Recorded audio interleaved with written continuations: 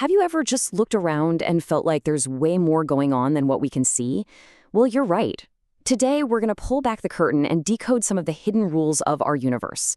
We're talking about invisible forces, unseen matter, and these secret numbers that literally shape everything, from the biggest galaxies right down to our own bodies. Let's dive in.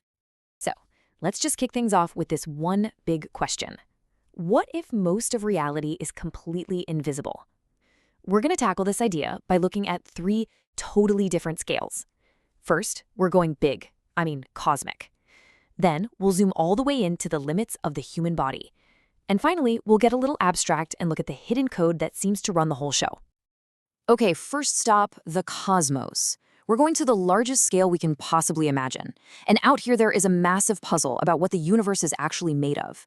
It all starts with a substance we can't see, we can't touch, and we can't detect, at least not directly. So get this. This chart pretty much turns our whole perspective upside down. You see that tiny little sliver, less than 5%? That's everything we know. Every star, every planet, you, me, all of it.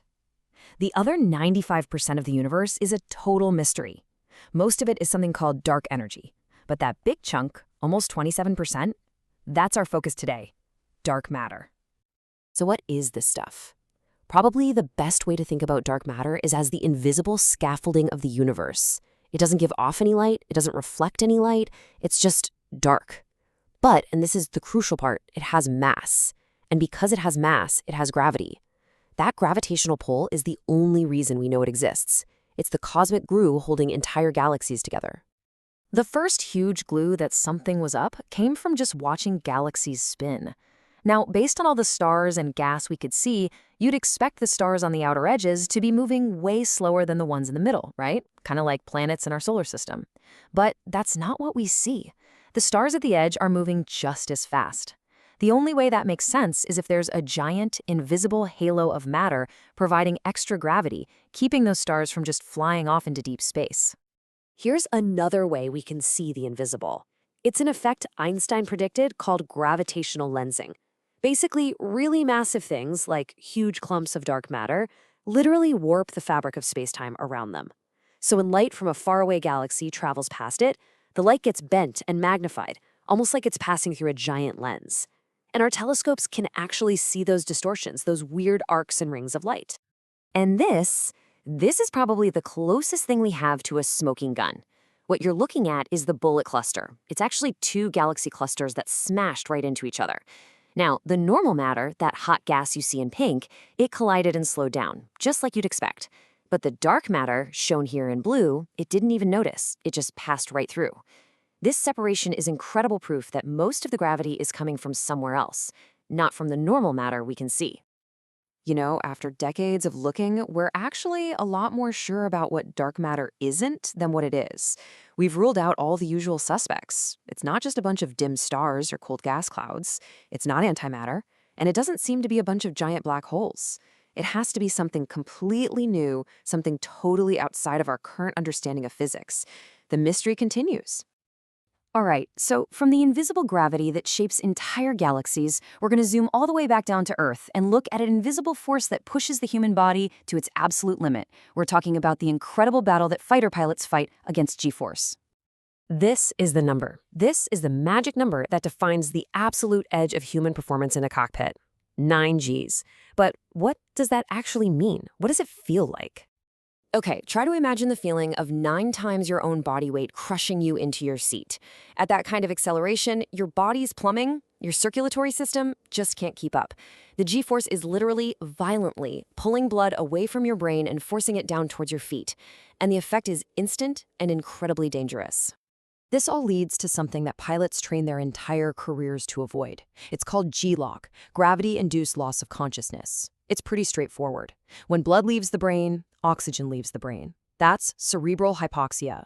And a pilot has maybe 4 to 5 seconds at 9 Gs before their brain just switches off. So how on earth do they fight an invisible force like that? Well, they have a 3-part strategy. First, they wear a G-suit. It's a special garment that automatically inflates and squeezes their legs and stomach to stop blood from rushing down.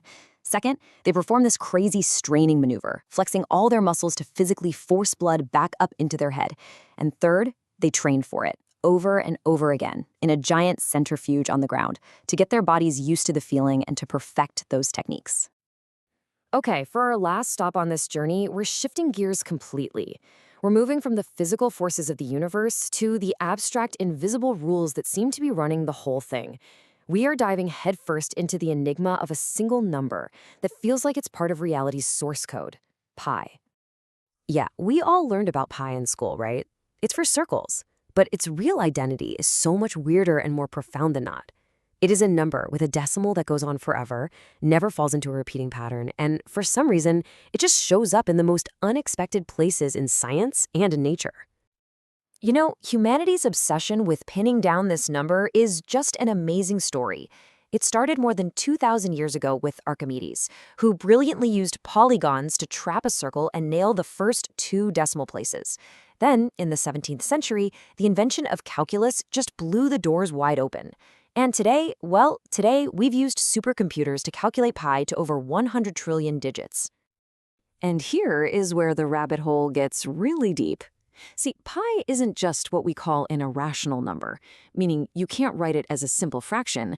It belongs to this much more bizarre and exclusive club. It's a transcendental number. So what does that even mean? A transcendental number is a number that you can't get to by using the normal tools of algebra. It can't be the answer to any standard algebraic equation.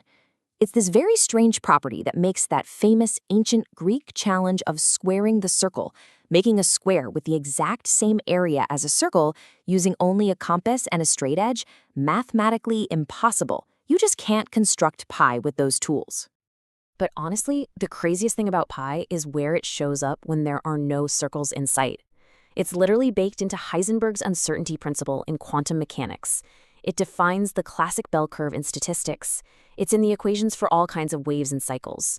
It even pops up in the infinite complexity of fractals. It seems to be absolutely everywhere.